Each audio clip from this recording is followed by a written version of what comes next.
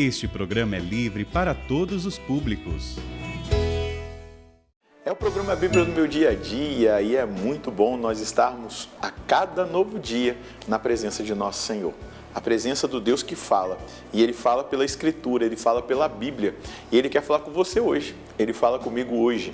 E nós precisamos dessa docilidade, de abertura do coração para escutar a voz, essa voz que nos chama a conversão e a dar passos muito concretos na nossa vida espiritual. Vamos suplicar o dom do Espírito Santo para que Ele nos conduza no nosso estudo bíblico. Em nome do Pai, do Filho e do Espírito Santo. Amém. Vinde, Espírito Santo, enchei os corações dos vossos fiéis e acendei neles o fogo do vosso amor. Enviai o vosso Espírito e tudo será criado e renovareis a face da terra. Oremos, ó Deus que instruíste os corações dos vossos fiéis, com a luz do Espírito Santo. Fazei que apreciemos retamente todas as coisas, segundo o mesmo Espírito, e gozemos sempre da sua consolação por Cristo Senhor nosso. Amém. Estamos dando sequência ao estudo do livro do Apocalipse, então pega aí a sua Bíblia, o seu caderno, vamos para mais um capítulo. Então anota aí o texto de hoje, Apocalipse, capítulo 16, versículos de 1 a 16. Vamos ler esses versículos hoje, Apocalipse 16, versículos de 1 a 16, e meditar e colher o que Deus quer falar conosco. Depois ouvi uma voz forte que saía do santuário, dizendo aos 7 anjos: Ide, despejai sobre a terra as 7 taças do furor de Deus. Saiu o primeiro anjo e despejou a sua taça na terra, e causou úlceras malignas e repugnantes nas pessoas que traziam a marca da fera e adoravam a sua estátua. O segundo anjo despejou a sua taça no mar, e o mar transformou-se em sangue como o de um morto. E todos os seres vivos do mar morreram. O terceiro anjo despojou sua taça nos rios e nas fontes das águas, e a água transformou-se em sangue. Então ouviu o anjo das águas dizer: Justo és tu, Senhor, aquele que é e que era, o santo, por teres julgado deste modo. Pois essa gente derramou o sangue dos santos profetas, e tu lhes deste sangue a beber. É o que eles merecem. Ouvi então do altar falar: Sim, Senhor, Deus Todo-Poderoso, teus julgamentos são verdadeiros e justos. O quarto anjo despejou a sua taça no sol, e ao sol foi concedido queimar os seres humanos com seu fogo. Eles ficaram gravemente queimados e blasfemaram contra o nome de Deus, que tem o poder sobre essas pragas, mas não se converteram para dar-lhe glória. O quinto anjo despejou a sua taça sobre o trono da fera, e o reino dela cobriu-se de trevas. As pessoas mordiam a língua de dor e blasfemaram contra o Deus do céu por causa de suas dores e úlceras, mas não se converteram de sua conduta. O sexto anjo despejou a sua taça sobre o grande rio Eufrates. A água do rio secou, de modo que ficou livre o caminho para a invasão dos reis do Oriente. Então vi da boca do dragão, da boca da fera e da boca do falso profeta saírem 3 espíritos impuros, semelhantes a sapos. São espíritos demoníacos que realizam sinais. Eles se dirigem aos reis de toda a terra para os reunir para a guerra do grande dia do Deus poderoso. Eis que venho como um ladrão. Feliz aquele que vigia e conserva suas vestes, para não andar nu e para que não se enxergue a sua vergonha. Então os reis foram reunidos no lugar que em hebraico se chama Armagedon. Vamos passar aqui os versículos que nós acabamos de ouvir para perceber o que Deus também quer nos mostrar. Depois eu ouvi uma voz forte que vinha do santuário e dizia aos 7 anjos: Ide, despejai sobre a terra as 7 taças do furor de Deus. Essa voz forte ouvida por João desde o templo é certamente a voz de Deus. É a ordem de Deus, né? É Ele quem dá a ordem aos anjos para que derramem o conteúdo das taças, não é? Na terra, as suas punições. Essas últimas servem como correção. Elas exortam ao arrependimento e à conversão. Podem ser interpretadas como os sofrimentos decorrentes do próprio pecado, permitidos por Deus para gerar o arrependimento. Então Deus não desiste de ninguém, Ele quer salvar todo mundo, então Ele permite esses sofrimentos. Partiu o primeiro anjo e despejou sua taça na terra, versículo 2, e surgiram úlceras malignas e repugnantes naqueles que tinham a marca da fera e adoravam a sua estátua. Perceba que tem direção para quem que vai, né? Essas pragas. Isto é, a primeira punição é dada aos homens terrenos e mundanos. Ela é dada àqueles que não se convertem dos seus pecados mortais. Então, essa úlcera, essa primeira punição, é difícil de afirmar se esta pena se refere literalmente a uma doença física. Não dá para afirmar. Ou se espiritualmente ela designa alguma enfermidade interior da alma, né? Aqueles que adoram a besta e a marca da besta, né? O castigo é dado para aqueles que pertencem ao reino de Satanás, a marca da besta, estão no pecado da idolatria, que adoravam a imagem da besta. O texto parece excluir os cristãos dessa punição, desse castigo. Então, tal ação da justiça divina recorda a sexta praga lá do Egito em Êxodo, né? 9, 8 a 12. Versículo 3, o segundo anjo despejou a sua taça no mar, e o mar transformou-se em sangue, como de um morto, e morreram todos os seres vivos do mar. Essa segunda punição do anjo apocalíptico corresponde à primeira praga do Egito, lá no Êxodo 7, 17 a 21. Né? O sangue nas águas é semelhante ao de um morto. Então a gente pode deduzir que é um sinal dado por Deus da morte interior, não é?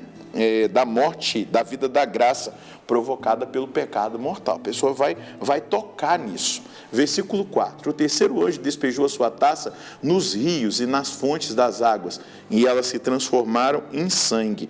Primeiro é o mar, que é transformado em sangue de morto. Depois, os rios e todas as fontes, né? Um olhar atento, a gente percebe uma gradação. Mar, né? Rios e fontes. Existe assim uma ordem, né, gradativa. Isso para significar que a morte da vida interior, a morte da graça, bem como a progressão do pecado, ela vai se dando aos poucos. A pessoa começa aos poucos até atingir o âmago da alma, até a pessoa chegar à obstinação, de rejeição total a Deus e as coisas de Deus. Estes podem já não voltar mais ao arrependimento, a não ser por um milagre da graça divina. Então vamos para o versículo 5. Eu ouvi o anjo das águas dizer: justo é o Senhor, justo és tu, Senhor, aquele que é e que era, o santo, por ter julgado essas coisas.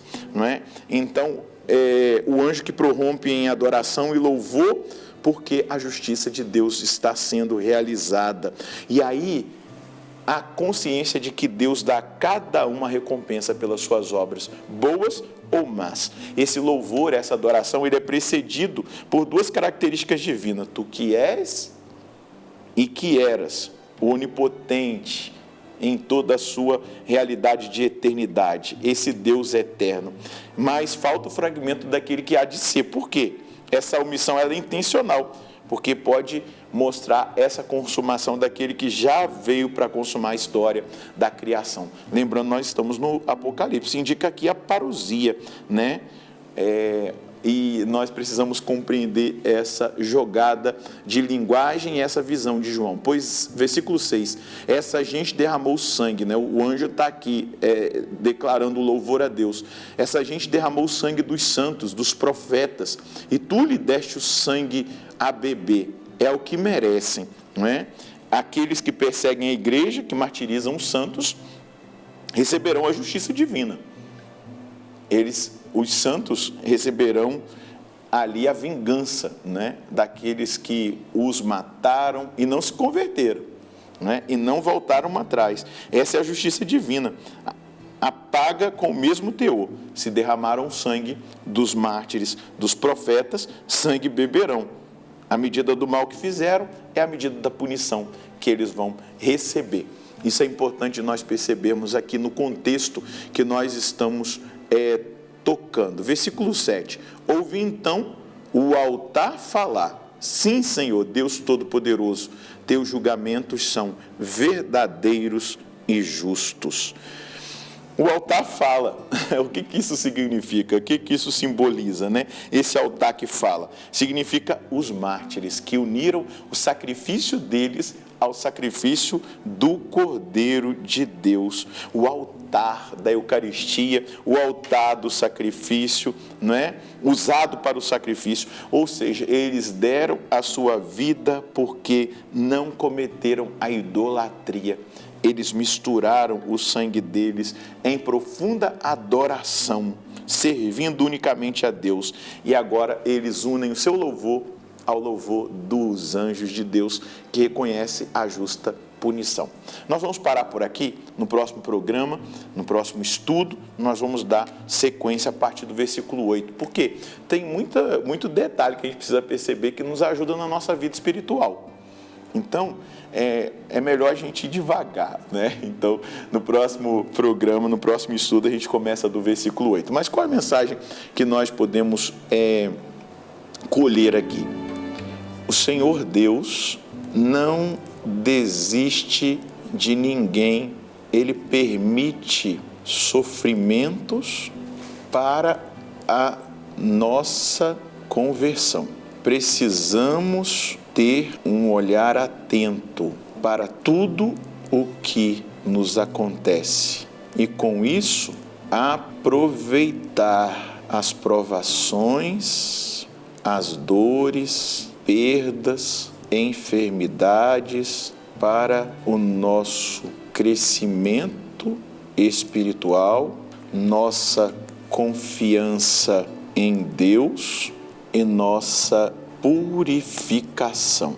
Não podemos perder de vista a justiça de Deus, pois se não houver conversão, haverá condenação eterna. A nós cabe a busca constante de conversão. Vou repetir, se não houver conversão, haverá condenação. É a justiça de Deus, é a escolha que cada um faz. Não é? Deus gostaria de fazer isso? Não, mas Ele vai ter que punir, Ele vai ter que julgar. O juízo final vai ser para isso. A vinda gloriosa de Jesus vai ser o juízo final. Ele vai separar os cabritos das ovelhas, os maus dos bons. É a consequência do livre-arbítrio. E a nossa escolha deve ser sempre pela conversão e aproveitar tudo que nos acontece para nos favorecer no nosso caminho de salvação. Vamos rezar? Senhor, obrigado pelas oportunidades que o Senhor dá a cada um de nós de conversão. Começar de mim. Ao olhar para a minha vida hoje, eu preciso observar as áreas que eu ainda não entreguei para o Senhor e entregá-las em Tuas mãos. Nós estamos no tempo da misericórdia, mas vai chegar o dia do juízo. E se não houver conversão, vai haver a punição e a condenação. E eu quero, Senhor Deus, cada dia me converter, cada dia melhorar mais por amor ao Senhor, não por medo, mas porque eu quero Te amar. Amar com todo o meu coração, com a minha alma, com a intensidade de todo o meu ser, de tudo que eu faço, que seja feito por amor. Tudo que eu viva seja por amor. Tudo que eu experimente seja por amor a Ti. Dessa forma, eu serei agradável ao Seu coração e eu experimentarei, Senhor Deus, o juízo dos justos, daqueles que são os santos e que morarão contigo eternamente no céu. Obrigado por essa oportunidade, por essa palavra dura, mas que provoca em nós o juízo, que é uma boa notícia. Nos mostra o juízo, como diz Bento XVI. O juízo, a consciência do juízo é uma boa nova de conversão para cada um de nós. Muito obrigado, nosso Senhor e nosso Deus.